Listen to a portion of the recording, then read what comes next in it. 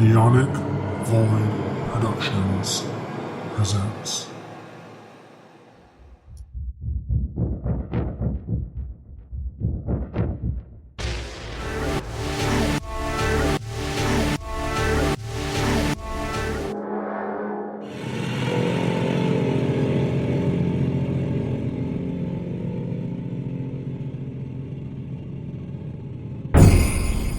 Anyways, hi. Y'all, what's good? What's goody? You know, it's Zio. Asking those life questions such as what is good? What is good? Yeah, What is what's the poppin'? good? What's poppin'? What's cracking? You know, just My knees. I mean, girl Sam. My back. My pussy and my crack? I don't know. My Netflix and my snacks. Okay. Oh my God. Anyway, you know them, you love them. Housekeeper and Bunyip. Hi. Howdy. And today is June 1st, y'all. You know what that means? Faggots rise. Everything's a hate crime. Everything's a hate crime. You look at me the wrong way. Heather's like, wait, hate crime. You breathe wrong in my wrong direction. Biphobia. I'm kidding. That's a joke, of course. It's an ongoing joke amongst our friends, especially the ones who are straight. Hate crimes everywhere. It's Pride Month, y'all. This heat is a fucking hate crime. Girl, you gotta tell me twice. This shit. I walk outside and I feel sweat underneath my man titty. Like, whose bright idea was it to have Pride in the hottest fucking month of summer? Obviously, they were homophobic. Who? Yeah, it's like, okay, you can have a month, but you can't have chocolate. It'll melt into your hands immediately. Well, not only that, but no wonder why people dress with their ass and titties hanging out during Pride Month. Bitch, it's hot. It's scorching. You could cook an egg on the street. Like, we're in the middle of the hot Texas fucking sun, and you want us to be bitch, we are suffering. And you want us hello? You want a bunch of queens out in the middle of the heat, and you're like, yeah, their facers are gonna melt off. That too, and just gays in general. You know, people that complain the most, it's us gays. We walk outside like, yeah, we're a bunch of gays. It's like, my God, it's fucking hot. But then you get the gays are like, oh my God, I'm wearing short shorts and a tank top and I'm living. And I'm like, good for you, babe. But I'm sweating every ounce of water in my fucking body right now. It's not cute. Bitch, are you going to be at Pride? No, bitch, I'm old and I'm hot. I don't. Thank God I'm not single, because if I was single and trying to go out and get a man at Pride, ain't going to happen unless he wants a sweaty man. Because, girl, I'm a hot mess out there. Is that what people use Pride for? Is just like a dating scene now? I'm sure people do. I'm sure gays do, especially the bar hopping. They do it to get a man or hook up or suck some dick in the bathroom. Like, I don't. The gays are wild. We're wild out here. They're wilding out here. That's true. That is true.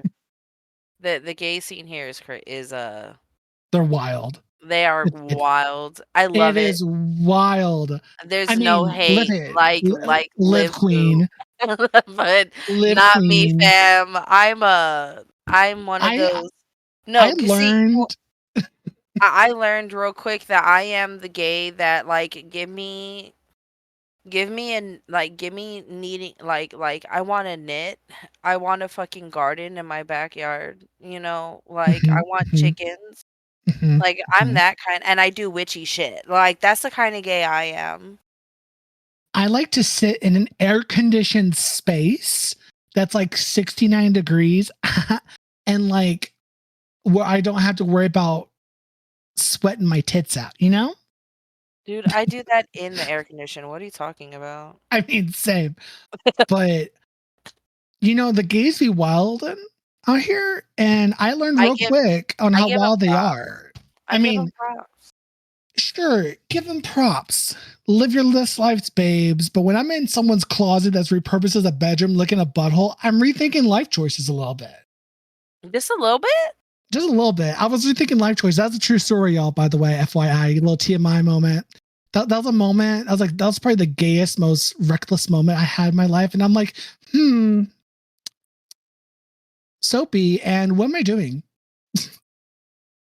See, K-pop has ruined my sense of TMI. Because, TMI,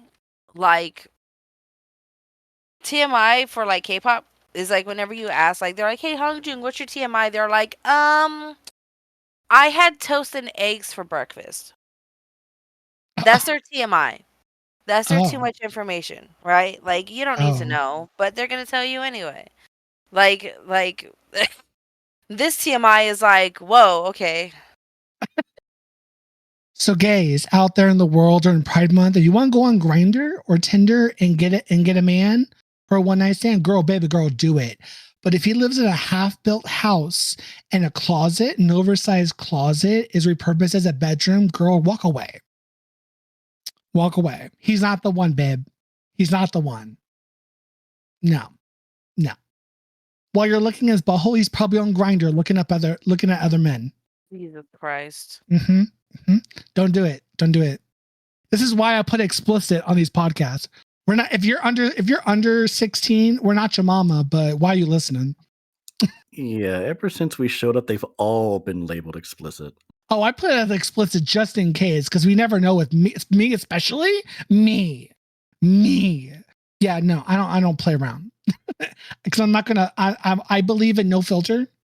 If it happens, it happens. Unless it's something really, really bad, then I'll take it out. Otherwise, if it's like this, I don't give a shit. We're in our 30s now. Literally, everyone here is at least 30.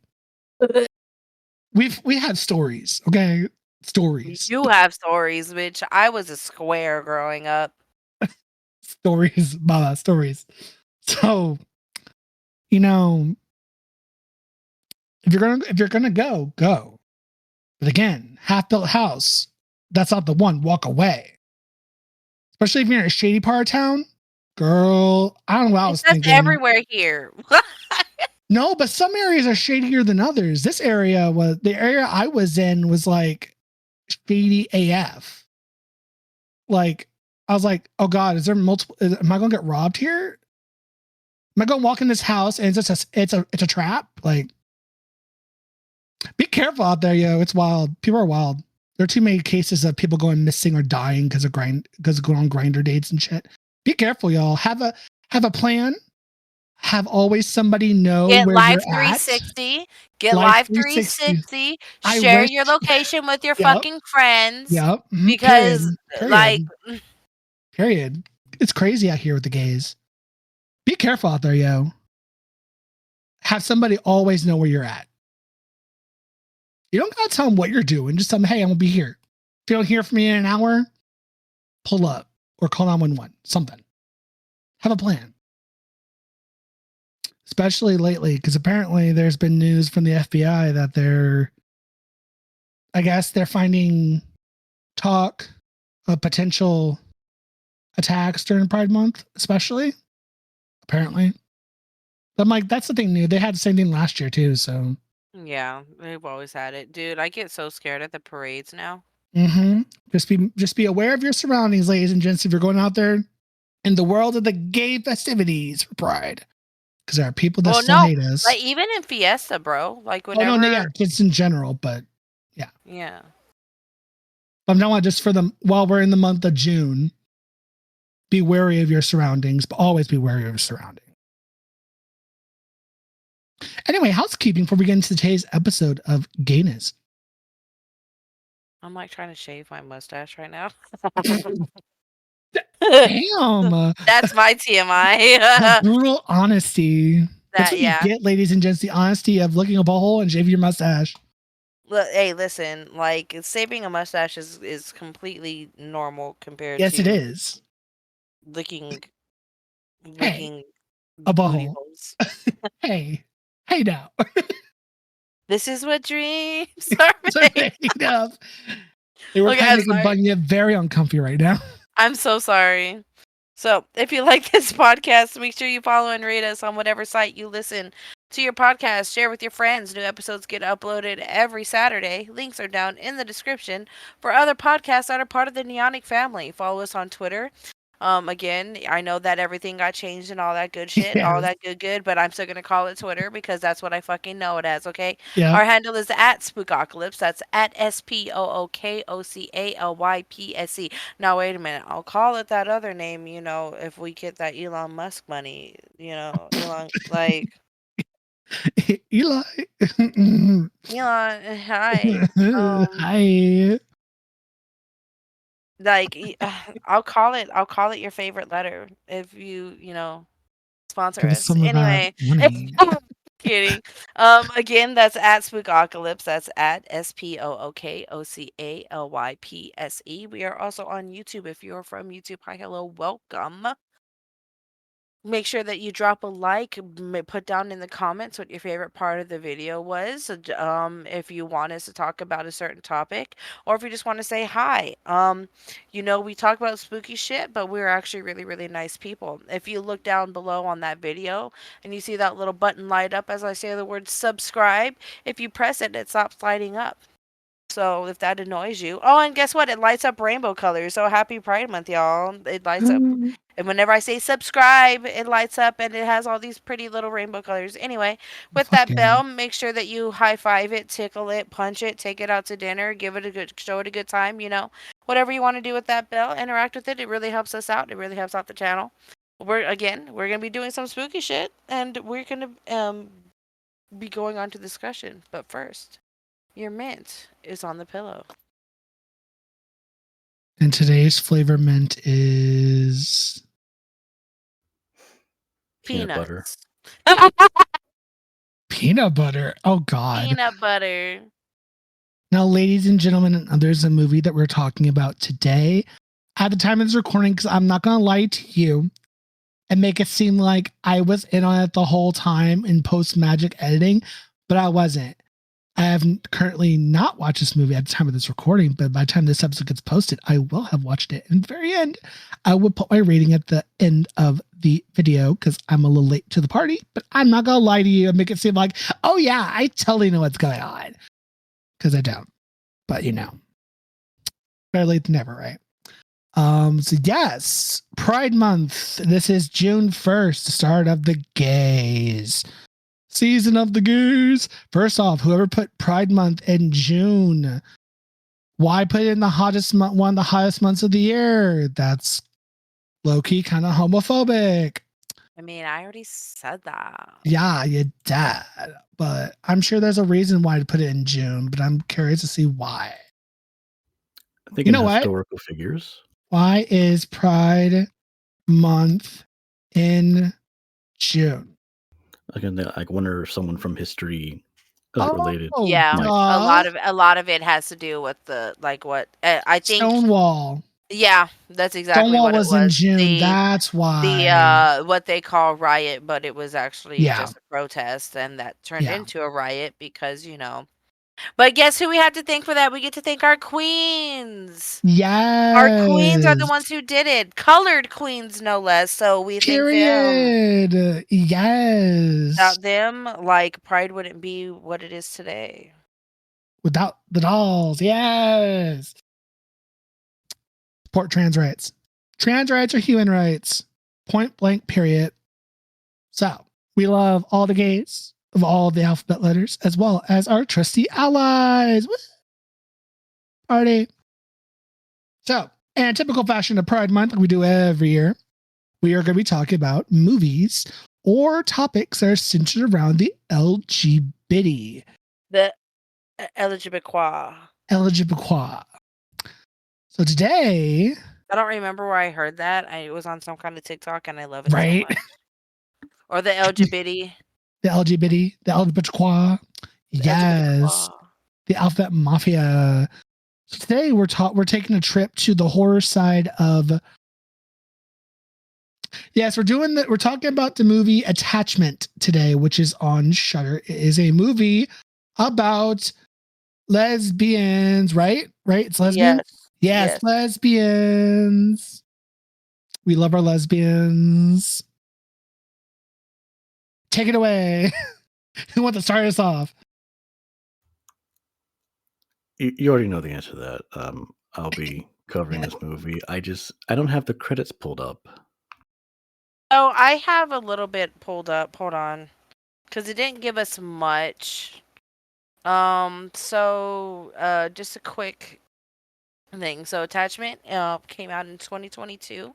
It is a Danish romantic horror film directed and written by Gabriel Beer Gislason. I don't want to ruin that name. I'm German and I can't pronounce shit. And produced by Thomas Heinesen. It was released on Shudder on February 9th, 2023. It is starring Josephine Park, Ellie Kendrick, Sophie. Oh gosh, how the heck do you pronounce that last name? She's a Danish actress. She plays the mom. I cannot pronounce her last name. I'm so sorry. And then David, if you could teach me how to pronounce it, I will 100%. But I can't just read it. David Dinnick. Let's see. It was distributed by Trust Nordstick. It was released originally June 8th, 2022 in the Tribeca Film Festival, July 28th, 2022 in Denmark, and then February 9th, 2023 on Shudder. There is no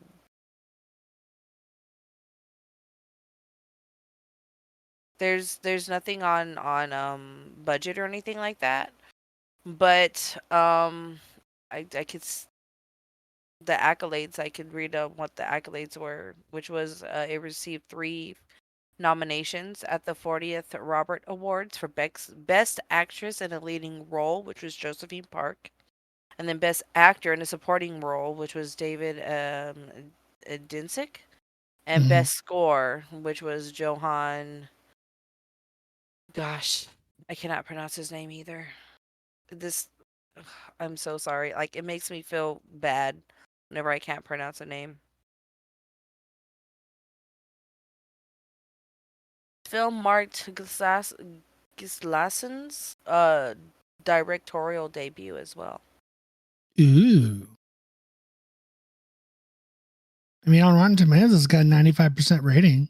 It is a great film, I will say. Like, I enjoyed it once I was able to actually watch it. I was having issues. Like, it was like every 15 minutes, it would go on like a 10-minute buffering spree. And so I had to like turn on and off my like reboot my computer just for it to start up again, and it would do that for like every 15 to 20 minutes. Weird. So it took me like 3 hours to watch this movie. Anyway, Bunyip. Okay, so this is one of the few movies I took notes on. Ooh. Nice. All right, so it starts off, we're in Denmark, and we have this lady named Maya who is about to read a Christmas story book to some children, but she's running late. And she bumps into this Jewish lady named Leah who's visiting from London. And there's a slight mix-up. Like, they bump into each other. It's like, oh, I spilled these books everywhere. It's like, oh, I'm so sorry. And she's speaking Danish initially, and then Leah's like, I have no idea what you're saying. He's like, oh, hang on, let me try English. And then they communicate together, and they have a little connection, and it's nice. And then Maya goes off to read to the kids, but realizes she picked up the wrong book. But she makes up a story on the spot anyway, and it seems to entertain the kids just fine. Like, especially, like, one of the kids looks there, he has, like, his head resting in his hand. She's like, I don't want to be here. Like, these kids look bored and disinterested until she starts reading the story, and they're like, yeah, tell us more. And then Leah comes back and is like, oh, I got your book too. And then they swap them back, and then it's like, would you like to meet up to like drink? And then Maya, I think briefly she sort of seems like she doesn't understand the question, and then she's like, "I'm kidding. Let's go get drinks." They go and have tea at, uh, I think, Our house. at Maya's house because I know Yeah. Leah's visiting. Okay, because I wasn't sure at first because it sounded like they were gonna go to a shop. I was like, no, they're just at Maya's house. And how And this what? and like true lesbian fashion. Yeah, I was gonna say like how this scene is set up is really nice. Like they're just having a conversation, and it shows their legs first. It shows Leah's kind of just sitting in her chair, cross-legged, and then Maya's is feet are on the floor, and they're facing towards each other, but it's not quite that close. And then later in the conversation, they have positioned themselves closer. Their legs are and feet are facing each other now, and then towards the end, like their legs are practically in between each other, and they're like centimeters away from each other's faces. In case it wasn't clear that like they are deeply into each other, and then they start to make out. Oh, And then it cuts to nighttime and they're both asleep in the same bed. And at one point, the phone, like there is a smartphone that's ringing, and it's Leah's phone, I think, because it says mom on it, and it's her mom checking in on her. And then Maya wakes up and she notices that Leah is sleepwalking and staring at herself in the mirror, it looks creepy, but nothing's really happening. But she also has some tremors a little bit. But over the course of this intro scene, Leah keeps ignoring the phone, but eventually she does have to go back. It's like, oh, that's right. She has a seizure that's so violent that when Maya's trying to like keep her steady, Leah breaks her leg. oh, Like it's just an eerie crack. And but the next day she gets her leg in a cast and she has crutches, and then she's being flown back to London, and then Maya comes with her. Just person that you've met, known her for about a day or two, and is like, you know what? I want to go back with you. Like I said, in true lesbian fashion, they move in together after the first date. they got Mhm. the U-Haul. The U-Haul to go across the ocean from Denmark to No, England. yeah, like you know the joke, right? Like, what do lesbians take on the second date? The U-Haul. The U-Haul. U-Haul lesbian. Oh, I've never heard that one. Oh no, and it fits the stereotype. Yeah. So like Yeah. lesbians move in with each other immediately. Not all lesbians, but like the stereotype is there for a reason. You know what I mean? And it was funny because the lesbian was the one who made the fucking joke in the first place. Yeah. Queen. Queen. Icon. A little bit of gay history there. But they arrive back in London and they go to Leah's flat. And Leah comes, and I think her mom, Ghana, opens the door, or Hana. Yeah, like I think they pronounce her name like Hana, but they have a sound to it. And it's spelt like Chana, at least according to the subtitles. Like the movie has subtitles because sometimes they It's speak Hana. Danish. What? It's Hana. It's Hana. Oh, okay. But sometimes Danish is spoken, and Leah has Danish heritage, but her mom never talks about it. And I think there's some Yiddish being spoken, and there's also subtitles for that. But anyway, when the mom shows up, she's kind of cold to Maya, like doesn't even notice her, just immediately sees her daughter, and then doesn't even shake Maya's hand. And the weird thing is, Leah's apartment is upstairs, and it's really hard for her to get upstairs with a broken leg.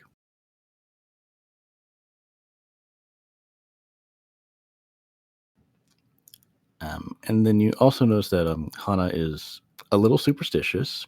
Like she'll say things like, "Careful not to cut yourself. You're not wearing any shoes." And I don't know what that means, and I don't know if it's revealed later in the movie, but it seems like just something to be wary of. And then while they're having a nice little dinner, Hannah does like this little Jewish ritual, which is like you fill up this little goblet with wine, and then you say a prayer, and then you begin to eat. And then she keeps noticing that there's this book left open, and it's almost like she has obsessive compulsive disorder, but that's not necessarily what's happening. It's that she is Isn't it so the oh gosh. Sorry, I don't want to. it might be a prayer book. I don't know exactly. It's the Torah. It's their Torah. Oh, I thought the Torah would be a little bigger. Well, like they Hmm. have like their own, like, you know how we have the Bible, right? Like Christians Yeah. have Bible. So Mhm. they have their own like book of prayers and stuff like that they read. And that's why she said like, "Oh, like you don't want to leave this book open because demons and evil spirits can read it and then they can gain information and then use it Exactly. against us."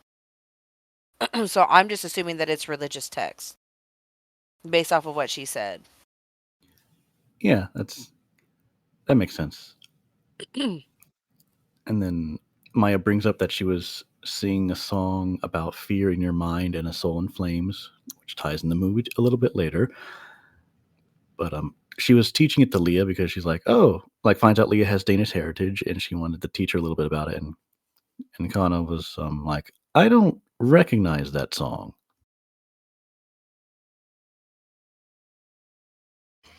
And then we get a little backstory that like Leah's dad left at one point, and ever since, like Hannah has been trying to fit in with the community, and the community she lives in London is like predominantly Jewish, and she's always seemed like an outsider to all of them.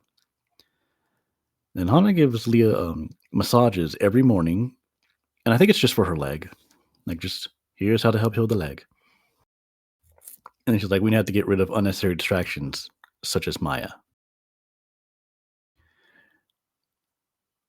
So then Maya leaves the I don't know if this is like when they're sleeping in the same bed and they see like Maya wakes up and sees that candle is lit and is like, what's this?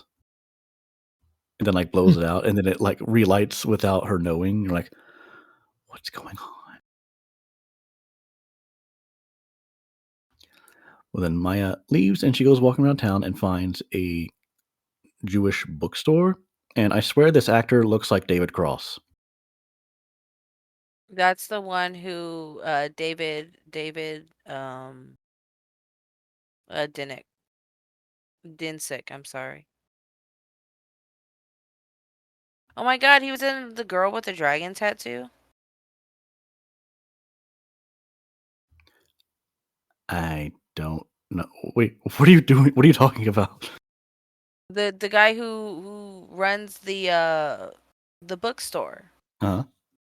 The Like that actor ass. was the actor was in The Girl with the Dragon Tattoo. Oh, okay, okay. I was just saying he looked a lot like David Cross, but it's a completely different person. But while Maya's talking to him, he gives her an amethyst. I think it's an amethyst necklace. He's like, "This is meant to ward off demons."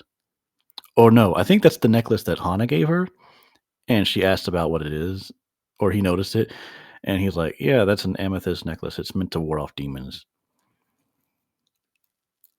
And then like a rabbi comes in, and he's like, yeah, you'll have to come back tomorrow." And he basically wanted to get Maya out of the shop for the time being. He didn't want to discuss certain topics around other people, I guess. And then when Maya gets back, it's like Hana is serving some soup to Leah, and she's like, "You need to eat this because you're sick." He's like, "I'm not sick. I'm just injured." And then they have a little fight about that. And then Maya's like, "Fine, you don't want to eat the soup. I'll just take it back." Even though Maya's like, "I'll eat the soup." It's like, no, it's just for Leah. Oh, that sounds suspicious. Yeah. And then again, we see the candle being lit every night in Leah's room. and we still don't see who lights it, and it's starting to make Maya a little paranoid. And then there's like a scene where Maya finds this bowl that has some Jewish lettering on it and a humanoid figure. I don't recognize who this might be, but she accidentally drops it. And it's like, oh no, I'm so sorry. It's like, it's okay. It's an antique, or rather, it's a replica. But she also finds like salt poured in a corner and an amulet shoved into a hole in the wall. And an amulet in this case isn't like something on a string. It's like a rolled up piece of paper with writing on it. So she takes this amulet back to the shopkeep, and he tells her about the Golem of Prague, which is an interesting story about one of the earliest instances of a golem in Jewish mysticism. Basically, it's a figure, like a humanoid figure made from clay, and you write the names of God on it and you give it instructions.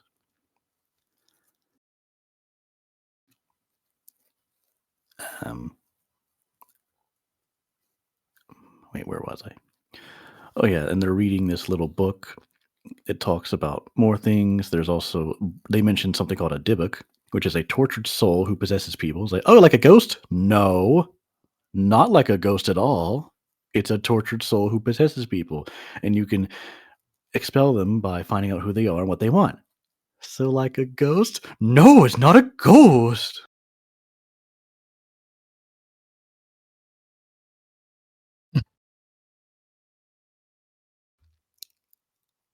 But yeah, later Maya ends up back at the flat and sees the shopkeep, whose name is Lev, and coincidentally he is Leah's uncle. Mm-hmm. And then he had like this bag of snacks. He's like, oh, I brought some snacks over. And then Maya is about to try one. And then when she discovers they are peanut butter bites, she like immediately recoils. Is like, I can't eat those. I'm allergic.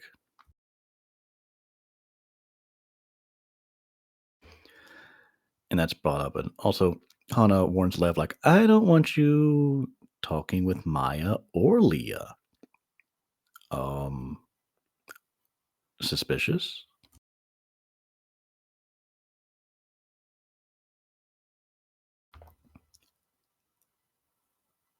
And there's a moment that Maya is trying to connect with Hana. And just because she's like, I really love your daughter and I just want to impress you. It's like, okay, fine, let's do things together. And then Hana's going and visiting like a deli, and she's getting these odd packages that we don't know what's in them.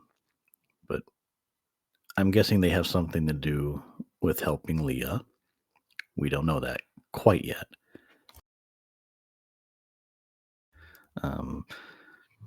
And meanwhile, Leah is back at home watching a Christmas-related television show. It closes the laptop when Maya shows up. And this is because Maya says that the reason she was reading that book in the beginning is because like she was a celebrity, kind of a celebrity. She was on a children's show that was Christmas themed. And it was sort of like, have the author read for your audience, that kind of thing, like an author reading of their story. But Maya doesn't like talking about it.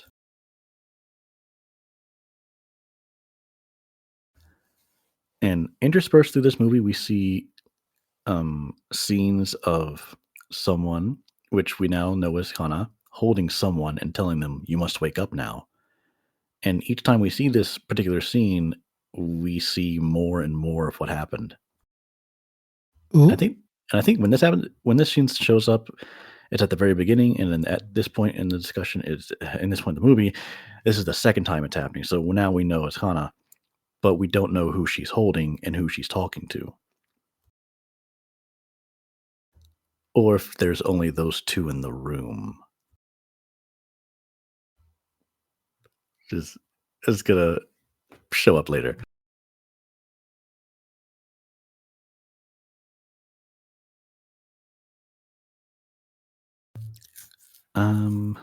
Let's see. So Maya feels conflict when doing everything for Leah, like almost like she's afraid she's losing her sense of self. And Hana warns her of becoming a different person and that it can be dangerous. And to me, this sounds like a fear of engulfment.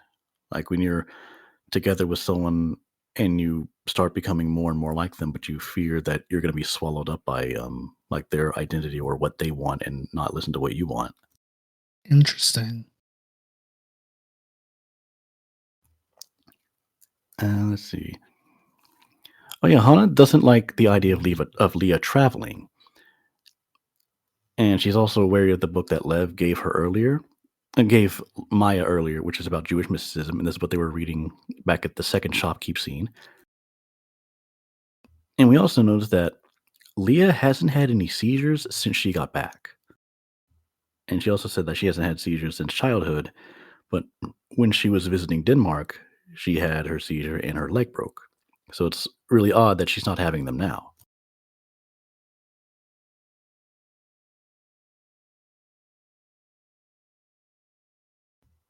And at one point, Maya suspects that the soup that Leah has been that Hana has been giving to Leah might be poisoned. But if you've been paying attention to how the characters behave, you're like, well, it doesn't make sense that Hana would want to poison her own daughter, right? And ooh, I mean, you would think. Yeah, because Hana is like she comes off as like an overprotective mom, but you get the sense that she's trying to look out for her daughter.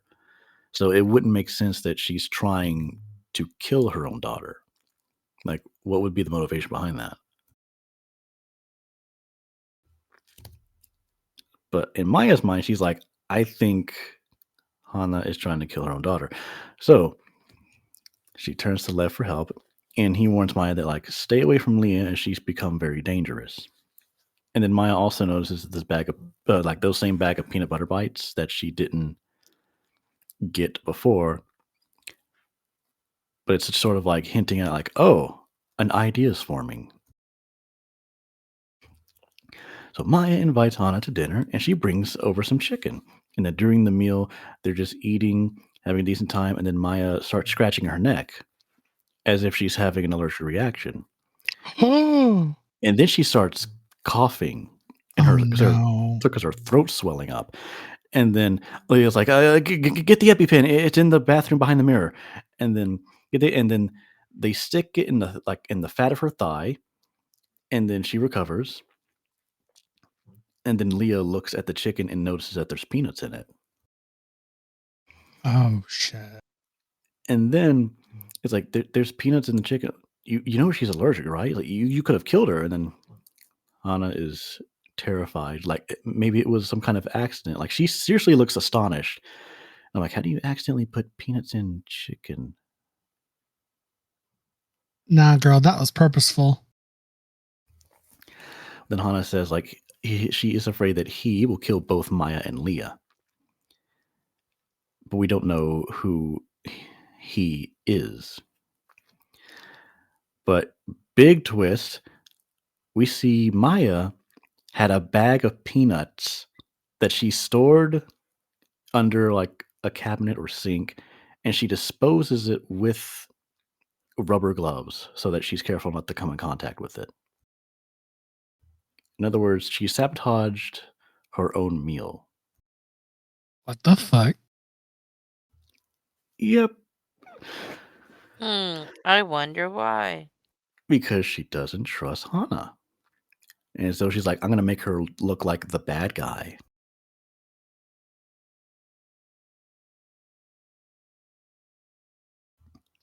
And of course, we see that same scene again where Hana is asking someone to wake up.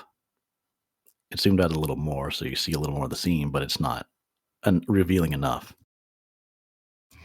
At this point, Maya and Leah move out to some barn near a forest for the time being. And they're like, we're just stay here until your leg is better. And it immediately cuts to a shot of like Leah standing on both legs. So she's fine, but they don't seem like they're in a hurry to leave. And something I think I should have paid more attention to in the movie is feet placement, because of that first scene where it's like the feet start to point towards each other and they get closer and then they start kissing. And this one, it's almost like I get the sense that like maybe Leah suspects Maya isn't being completely honest with her, because Maya is hugging her from behind, and her feet are facing towards her, but Leah's feet are facing away. And when you look at Leah, she has a look of like concern on her face where she's being hugged. Almost like it's telling the audience that she doesn't completely trust Maya. Mm. Mm. And that's not even the scary part. Leah's just staring out a window at a cat that just wandered into their yard. And just stares for an awkwardly long time. And then Maya shows up from, like, she was riding her bike. I don't remember what she was doing, but she sees Leah lying on the grass. And it's like, oh, hey, what you doing? Just lying here. I was gonna make ossobuco for a meal. And Leah's like, I I ate. already ate. So that begs the question, what did you have to eat, Leah? Oh no. Oh no. Oh no. Oh no. She didn't eat the cat, did she? You're jumping to Did conclusions. she? Oh, anyway, we're gonna address that.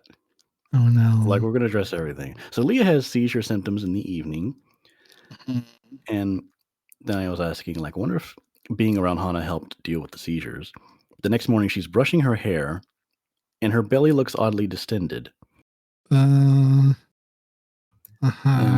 And Maya's like, yeah, I think you need help, but my leg's fine. No. I know your leg's fine, but something else is off. I'm gonna go find some help. And she meets up with Lev in the middle of a forest. And Lev is just like, why are you guys living out in the middle of a forest? It's like, we don't live in the forest. We just live nearby. And then Hana shows up.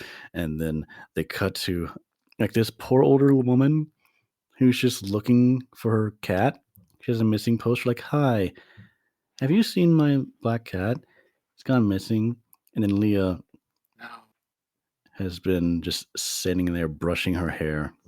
And then the old lady's like, how far along are you? Because she still has the distended belly. And then Leah's like, yeah, I saw the cat. Yeah, girl, you ate it too. You can't prove that. Oh, You can't prove that in a no. court of law. Oh no, she ate the cat. Did she eat the cat whole? Jesus Christ. I mean, she might have. I mean, she might. I mean, she's been Never- showing some odd signs of. Did they ever address it? I think it is addressed.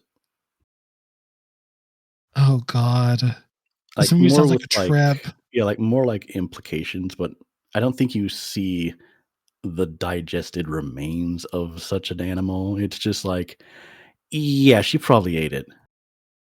Oh my God. Well, yeah. Hana explains that to Maya that Leah's seizures were not due to epilepsy. They started when she was 7, and one day Leah had a friend over, and the two played around, as kids do, and then everything went silent. And then we see that scene with Hana holding someone for the 4th time, and she's holding the child, but not Leah. Meanwhile, Leah is standing next to her, and Leah's just like having tremors, and she's clearly possessed. Oh Lord. And do you know what we talked about earlier in the movie? What, Bunyip? Tell us. A Dybbuk is a Yeah, creature that possesses people's bodies. Not like a a Debbie. ghost. No, it's not like a fucking ghost. Oh God.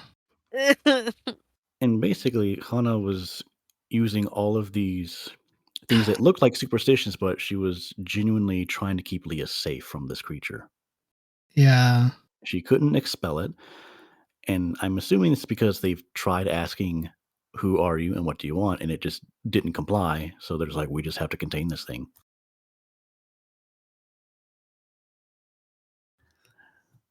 But then Maya speeds off back to the house to check on Leah.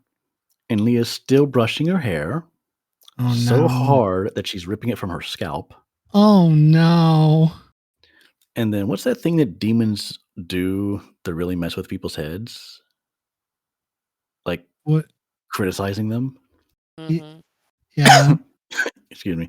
Yeah, Leah criticizes Maya for not being a loving enough person, I think, and like basically says that the two of them pretty much rushed into love through passion, but they know next to nothing about each other.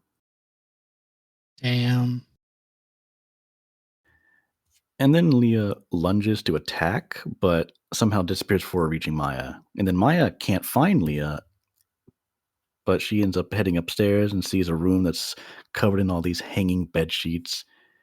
And then she steps on this poster that's being gripped by a hand that's covered in blood. Oh God. So not only is the cat, really missing, but the neighbor is not gonna come back to life. Oh God. And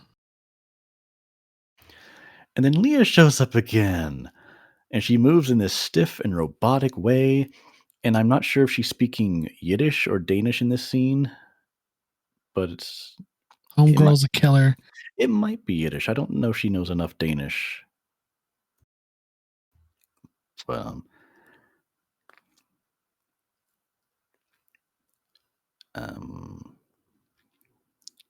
there's a line. I can't remember who says this line. It says, "She left home too long from everyone and everything that kept her safe." It was the uncle. Oh, he said that. Well, like in preparation, like before they're setting up the ritual.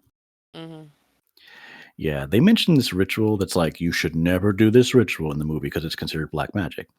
And then it's like, guys, we have to cross the streams. I mean, we have to do the ritual. And so they set up a magic circle with salt, and they have a bowl that's turned upside down. They light 6 candles, and they have 3 rabbis, and they're like, once the ritual starts, we cannot stop it. And the conundrum is, I think it's called the Soul Devourer ritual. And what happens is they're trying to expel the Dybbuk from Leah. And that soul has to, and the Dybbuk has to find a new host, or it's going to kill everybody. But if Leah leaves the circle before the Dybbuk takes hold of somebody, then Leah dies.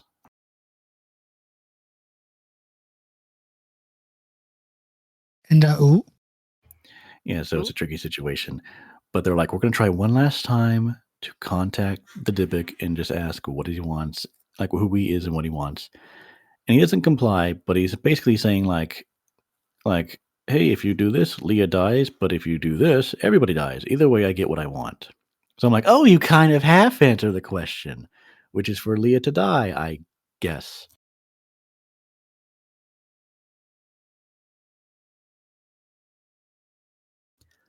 But in a noble act, when the Dybbuk is being coughed out, Kana crushes the bowl and steps into the circle, hugs Leah, and moves her carefully out of the circle without disturbing the salt, and just stands in her place. And then Hana's soul is devoured, and she dies. damn. And then I kind of Maya, figured that was gonna happen. yeah, because of all the seemingly bad things that Hana does, it was all to protect her daughter, and this was like a really heroic sacrifice that proves that she was always thinking of keeping her daughter safe no matter what.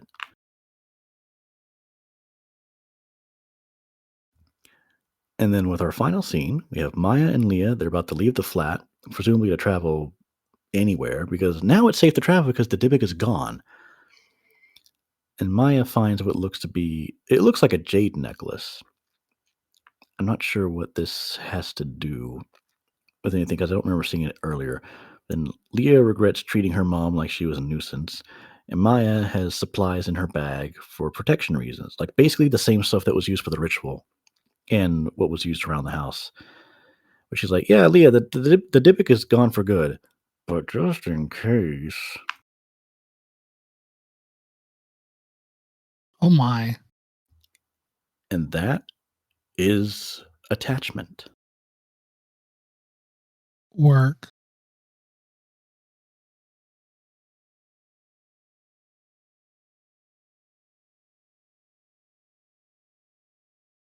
Thoughts on the movie? I really liked it. Oh, you meant symbolism and themes. Passionate love and familial love, but none of the people seem to know each other all that well. Mm-hmm. That's a lesbian couple. Yeah, like Maya and Leah did rush into the relationship because like they had that spark, and it's like, oh, I can't let you get away, but you're moving. I gotta come with you. Like, oh, all right. And then Welcome to being a lesbian. yeah. Then like the overbearing mother who's just trying to protect her child. So I guess there's the fear of losing your child to an unknown force. Um, I don't think about. I don't think anyone in the film truly takes the time to like know each other deeply. Like it's all surface level. Well, the uncle tries to talk to With Maya, with Hana. Oh no, with Maya. uh huh. Like he tries to like hint at what's happening. Like he was the one that was actually being the most truthful one out of everyone in that whole fucking. Well, that and Hana, but like Hana didn't know what was happening to her, so. Yeah, I guess there's like I guess there's like a hesitation to opening up, even though those were the only two people who were willing to be more vulnerable than anyone else. Hmm. So I'd say vulnerability is a theme in this film.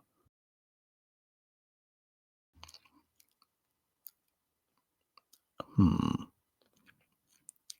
Um, I don't have many things in the ways of theories like what does it mean when a demon possesses your child and they act in an unusual way? You get an exorcism done. Well, thanks for fucking spelling it out for me. But you're also dealing with. It sounds like this story deals with a lot of Jewish mysticism, which So it does, but I there's a little bit of like like so apparently they did try an exorcism before and it didn't work. And so they are doing like all these other kinds of rituals and stuff to try and just like keep it at bay, and even like the Debek itself was just like, "Oh yeah, like if I would have like I watched you throw away your life, and if I would have told you like how many of those rituals were just literally you wasting your fucking time, like you would kill yourself." Like he said that to her. And Mhm. in a way, she does. I mean, she does it to to save her Yeah. kid, right? Like Yeah. an actual parent who loves their child. Like she sacrificed her life for her. Yeah. Future Devon, insert part where I'm sure you will probably explain in the Jewish mysticism terms of what a more detail on the um lore on this type of demon. Insert that here. Well, it's not really a demon, it's just a spirit. That's what It's a they call spirit. it. Yeah. Yeah. It's still an evil spirit. There's more than one type of spirit that Yeah. like can be Ademic, right? And so Yeah. there's the regular like just a normal spirit, which I was assuming was like her dad for some time. I kind of thought that too because like they explain that the father left because when they moved to London, he wanted to live in London, but kind didn't feel like she belonged there. She didn't like the community or feel like she fit in. And then eventually the dad just up and left. And then it's also assuming that like he died at some point and then possessed Leah, but I wouldn't know why he would want Leah to die. Yeah, and like that's where like I'm like that's probably not her dad then. If like but originally I thought like what if it's her dad? Like that was the original theory that I had whenever I was watching it. But a little trivia is that there are now these things that are known as Dabic boxes, where there's apparently like evil spirits and demons trapped in them. Like it has certain items, and it's sealed with wax, and it has all these different types of runes and stuff etched in them. And you're not supposed to open it. Like people buy these freaking Dabic boxes and try and like open them. Yeah. There's a couple And different new movies about that topic. yeah, and like before I learned about the controversy that with Zach Bagans, I actually went to his haunted museum in Vegas. Like I took the whole tour and everything, and like I they have a Dabic box in there that used to be just on regular display. And then 2 days, literally 2 days before I go to Vegas and take a tour of his museum, they put up um like thick bulletproof glass around the Dabic box. Like there's a way to open it, but I'm not sure how to open it. Like I didn't ask, But, if it was a real Dabic box, if it was something that was actually tied to something that was extremely evil, it's a good thing that they did put that glass there because my dumbass would want to try and touch it. Oh God. I would have like one of the rules um in the museum was don't touch anything, and I'm the type of person like like I could sense different types of like energies by touching something, right? So like if something is connected to something evil, I'll be able to feel it through touching it. Girl. Yeah. Girl. You're the bitch in a horror movie gets possessed. I probably would have.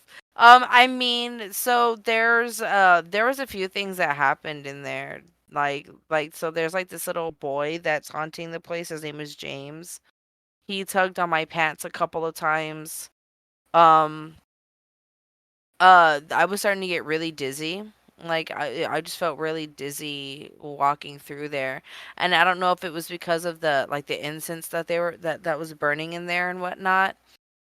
They had a giant scrying mirror that like I actually wanted to try and scry, but like it was such a timed thing that we couldn't do anything. And there was like a carnival area, right? And they had like a little like freak like for lack of a better term freak show, but it wasn't a freak show. It was a guy who was on like America's Got Talent at one point, and he can like like swallow knives and shit. He was really cool, but there's like this little carriage that's in there, and you could go in there, and it opens up like there's a window that opens up to like an understairs area that used to be like a seance area or like a summoning area. Like they did rituals there or some shit. But in the back of the carriage next to the window, there's like this mannequin that's like looking towards the window, and I swear to everything, I saw this thing turn towards me, look me in the eye, and smile at me, and then turn back. And I was like, I don't want to go in there. I was like, no, I don't want to.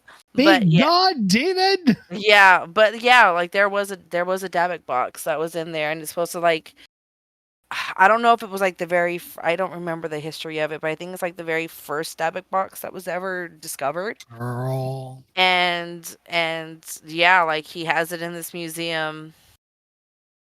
Girl, you would touch a Davic box and you'd be like, oh my God, this thing is evil. Oopsie, I'm fucked. I brought it home with me. Like, And I'd yeah. be like, you're not coming in my house. Thank you.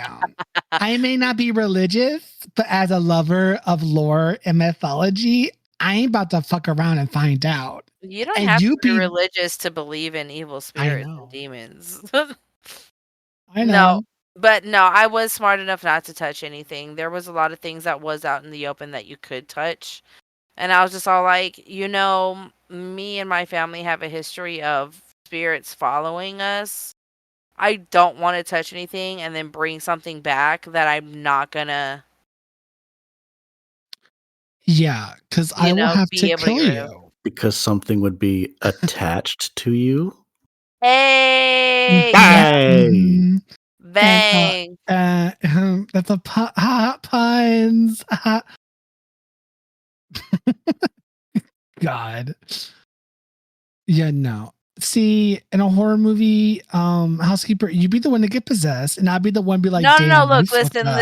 listen. I have a gut feeling of doing Mhm, things. That doesn't mean mhm, that I'm going to act out on mhm, it, okay? mhm. Yeah, I've all it watched takes is one time. All it takes is I'm one not time. bitch, I ain't gonna be the one that opens up anything in Okay, that fucking cat in that you would be the cabin. one. You think I'd be Yeah. going down in that fucking Uh-huh. basement? No Most way. definitely. No, the Yeah. fuck I would not. Oh, yeah, you say that. You say that. No, you wanna know why? Because if I hear something that's on the other side of my door in real life, like right now, like if I hear something on the other side of my door, you wanna know what I'm doing? I'm fucking Nothing. barricading it and I'm grabbing my fucking sword off the wall and I'm ready to fucking fight. This is like, nah, I don't have white person energy when it comes to spooky shit, okay? Like, I grew up with it my entire life. I see demons and ghosts very often. And people don't believe me when I say that, and you don't have to believe me whenever I say that, but I do. And I experience a lot of stuff on a daily basis. Do you think that I'm gonna be the one to fucking deal, dude? Every time I see someone pull out a Ouija board, I'm all like, nope, bad news bears, put it back. Don't But fucking use it. but Like, it's back. put it back.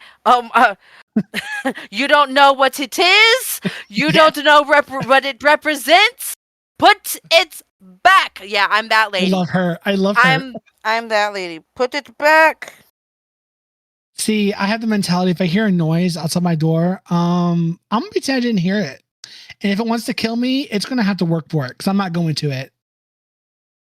Yeah. And with all the lore and mythology that I know, girl, best be ready. If I'm fighting some demon and shit, I'm gonna be its worst fucking nightmare because I know all the tricks. I know all the tricks and trades of the books.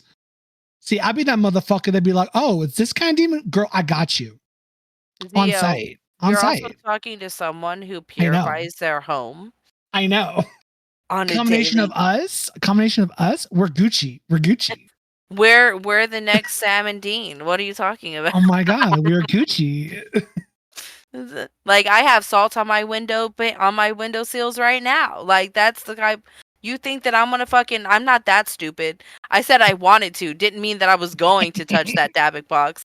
sometimes, sometimes all it takes is intention. You know what? You're right. Anyways, ratings for attachment. I was gonna go with amethyst amulets or amethyst necklace. Okay. Yes. Or missing black cats. Not the missing, The not the missing gas. pussycat. Always a black cat. Go with necklace. Okay, I'm gonna give it 4 out of 5 amethyst. 4 out of 5. Okay. I really like this movie. I guess I wasn't as excited as I wanted to be, which is my usual excuse for most films that I rate below 5. But it did, like, it felt like some parts were missing. Like, oh, there's a connection between Maya being Danish and Hannah having Danish heritage and Leah not knowing much about this. And it's like, okay, why was this hidden from her? And Maya being on a Christmas sort of show and then not wanting to talk about it. I'm like, okay, now why is that not brought up? Like it never seems to completely explain anything about that. Mm-hmm. And I wish it did. Basically, Wait, I think, yeah, Maya was on a Christmas special, and that's why she was reading to those kids in the beginning. Mm-hmm. And then Leo was watching the show, and then Maya was like, please don't watch that. I don't want to talk about it. But anyway, I kind of wanted them to go more into that. I think my rating is based off of like there was information that I wasn't given, and I wanted to know more. Like if they had given me just a little more, I think I would have loved it. But it's still it's still a good movie, and I learned more about Jewish mysticism, and I didn't know a whole lot about Jewish mysticism before, and I liked the little history lesson. 4. I liked everything about it. The only thing I didn't like was the fact that like it took me 3 hours to watch this movie. Hello, dear audience, future listeners of this pod. This is Future Devin, or Editor Devin, coming to you to give you my rating for Attachment. I will rate it a 4 out of 5. I thought it was very interesting, and I liked how the story went. Basically my reasons were the same as the others, pretty much. So the average of the score is a solid 4 out of 5. Go check it out on Shudder. It's on Shudder in the queer section of queer horror for this streaming service. So thank y'all. Back to past peeps. Well, ladies and gentlemen, that is Attachment on Shudder. Next week we're going to continue on the journey through the gays with a comedy horror film that is on Tubi. What is that film? Well, catch us next week and find out. So thank you all for listening to today's episode. Catch us next time. Peace out. Bye. Goodbye.